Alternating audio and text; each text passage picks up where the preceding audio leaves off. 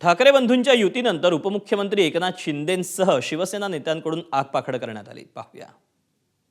काही युत्या राज्याच्या आणि जनतेच्या भल्यासाठी होत असतात, जसं आमची महायुती।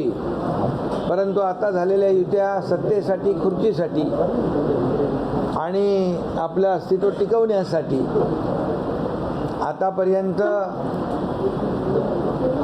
तुम्हीच मीडिया दाखवायचे, कोण कुणाच्याबद्दल काय म्हणायचं ते जरा बघा। आणि युती कुणाशी झाली तरीसुद्धा महायुती या महाराष्ट्रामध्ये मजबूतीने उभी आहे।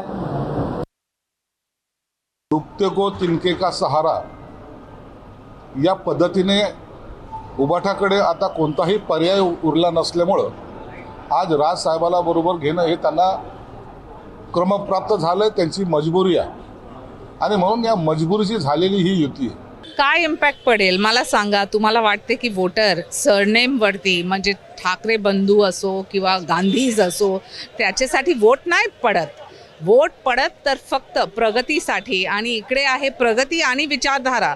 स्वतःचं अस्तित्व टिकवण्यासाठी मुंबई हातामध्ये असताना मराठी माणसांकरता एकही निर्णय घेतला नाही।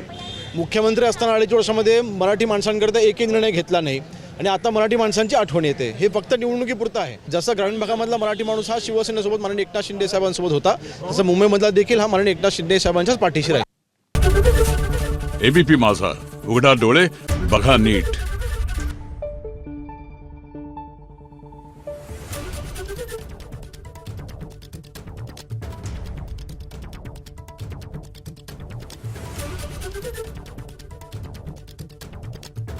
Thank you.